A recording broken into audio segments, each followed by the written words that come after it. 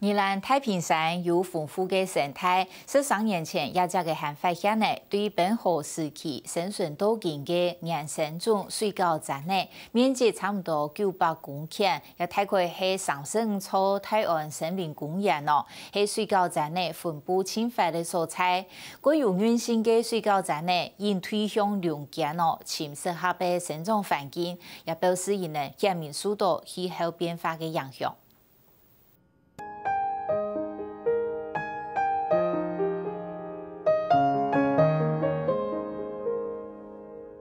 台湾沙漠鸡也就是水饺站呢，算是温带植物同引发嘅温贵，共用是冰河时期嘅生物，尤其生长土硬热带嘅台湾，很加珍贵，很加宝。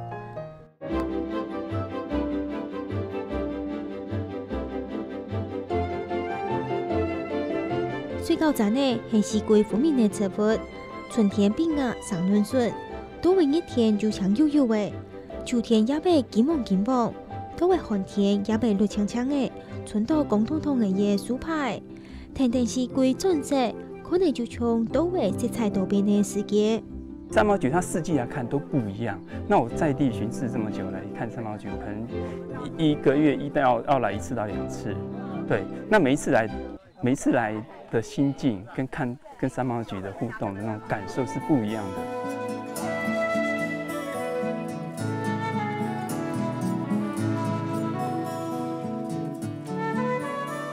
行业水饺站的葡萄有3.8公里安长，葡萄当中3股就有2股的路一平一好行，一行到蜜蜂高大变化就热态。经过一节上架下架，就可以到几片的白顶高甜甜的叶水饺站的树那。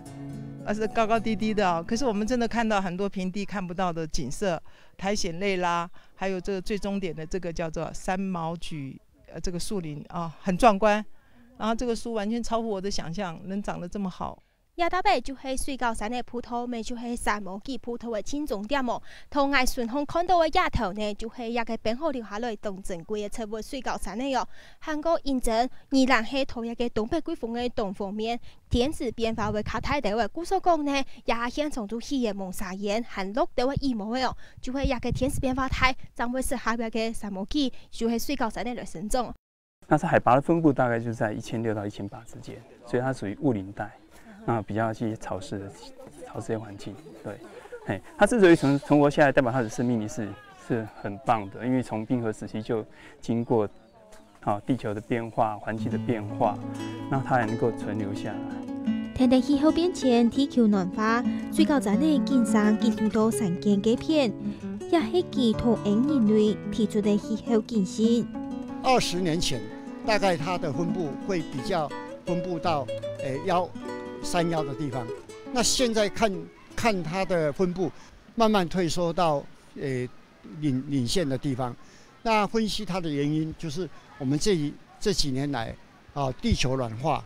所以它就慢慢往高的地方走。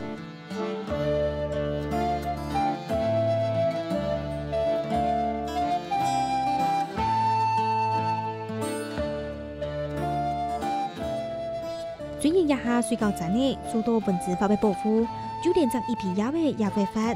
不过葡萄归路的其他植物并冇受到同样的保护。故所林务局一下当地的规划，将一几片的原生种的水饺站的树那，含过希望起亚流植物，做成生产做自然保留区，永久树骨等也安珍贵的山那。